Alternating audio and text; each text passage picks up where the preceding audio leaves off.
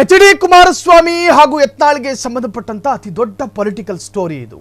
ರಾಜ್ಯ ರಾಜಕಾರಣದಲ್ಲಿ ಮತ್ತೊಂದು ಮಾಸ್ ಅಂಡ್ ಕ್ಲಾಸ್ ಜೋಡಿಗಳು ಜೋಡೆತ್ತಾಗಿ ಕರ್ನಾಟಕದಲ್ಲಿ ಕಾಣಿಸಿಕೊಳ್ಳೋದಕ್ಕೆ ಶುರು ಮಾಡ್ತಾ ಎಚ್.ಡಿ.ಕೆ ಹಾಗೂ ಯತ್ನಾಳ್ಗೆ ಸಂಬಂಧಪಟ್ಟ ಹಾಗೆ ಅತಿ ದೊಡ್ಡ ಸ್ಫೋಟಕ ಸ್ಟೋರಿಯನ್ನ ಬ್ರೇಕ್ ಮಾಡ್ತಾ ಇದ್ದೀವಿ.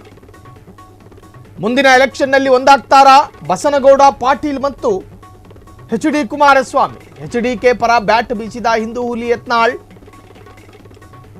ವಿಜಯಪುರದ ಶಾಸಕರು ಮತ್ತು ಕೇಂದ್ರ ಸಚಿವರು. ವಿಜಯಪುರದಲ್ಲಿ ಎಚ್.ಡಿ.ಕೆ ಬಗ್ಗೆ ಯತ್ನಾಳ್ ಮಾತು.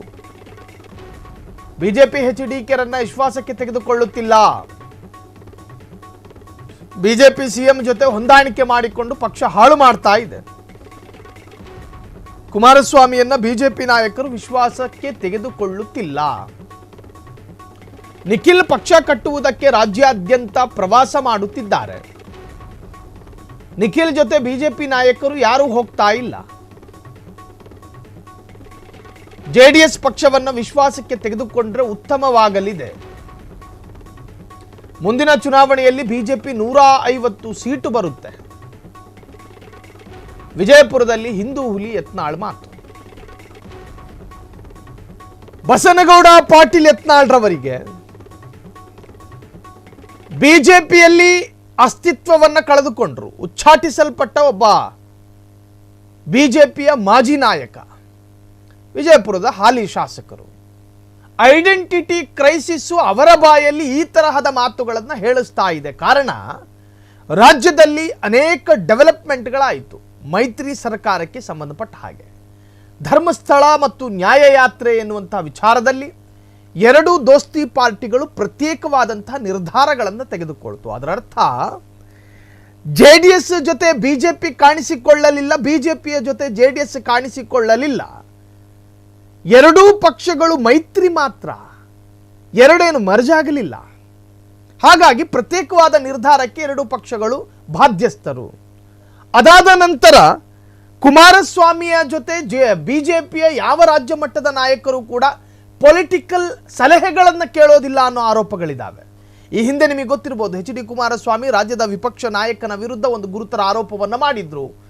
ಅಸೆಂಬ್ಲಿಯಲ್ಲಿ ಅಥವಾ ಸೆಷನ್ನಲ್ಲಿ ರಾಜ್ಯ ಸರ್ಕಾರವನ್ನು ಕಟ್ಟಿ ಹಾಕೋದ್ರಲ್ಲಿ ವಿಪಕ್ಷ ನಾಯಕ ಅಸಮರ್ಥ, ನಾಲಾಯಕ್ ಎನ್ನುವಂತಹ ರೀತಿಯಲ್ಲಿ ವ್ಯಾಖ್ಯಾನ ಮಾಡಿದ್ರು ಇದೇ ಕೇಂದ್ರ ಸಚಿವ ಎಚ್.ಡಿ. ಕುಮಾರಸ್ವಾಮಿ. ಆಗ ಒಂದಷ್ಟು ಜನ ಮಾತನಾಡೋದಕ್ಕೆ ಶುರು ಮಾಡ್ಕೊಂಡ್ರು. ಜೆಡಿಎಸ್ ಬಿಜೆಪಿಯ ನಡುವೆ ಬಿರುಕುಗಳು ಮೂಡ್ತಾ ಇದೆಯಾ?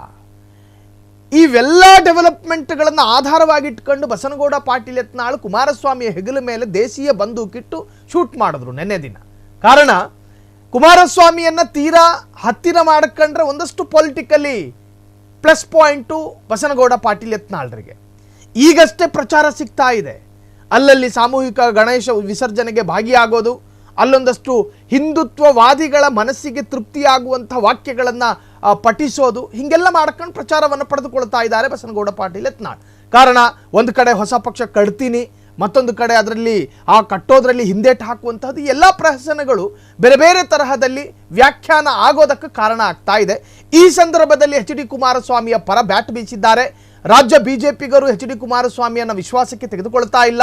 ಬಿಜೆಪಿಗರು ಕುಮಾರಸ್ವಾಮಿಯನ್ನ ಒಂದು ತರಹದಲ್ಲಿ ದೂರ ಅಟ್ಟುವಂತಹ ಪ್ರಯತ್ನಗಳಾಗ್ತಾ ಇದೆ. ಒಂದು ವೇಳೆ ಅವರನ್ನ ವಿಶ್ವಾಸಕ್ಕೆ ತೆಗೆದುಕೊಂಡ್ರೆ ಬರುವ 2028ರ ಎಲೆಕ್ಷನ್ನಲ್ಲಿ 150ಕ್ಕೂ ಹೆಚ್ಚು ಸೀಟುಗಳನ್ನು ನಾವು ಪಡೆಯಬಹುದು. ಹಾಗಾಗಿ ಕುಮಾರಸ್ವಾಮಿ ಅವರನ್ನ ಬಿಜೆಪಿ ವಿಶ್ವಾಸಕ್ಕೆ ಪಡೆದುಕೊಂಡ್ರೆ ಬಿಜೆಪಿಗೆ ಲಾಭ ಇದೆ ಅಂತ ಹೇಳಿ ಕುಮಾರಸ್ವಾಮಿಯ ಪರ ಬ್ಯಾಟ್ ಬೀಸಿದ್ದಾರೆ ಬಸನಗೌಡ ಪಾಟೀಲ್ ಯತ್ನಾಳ್.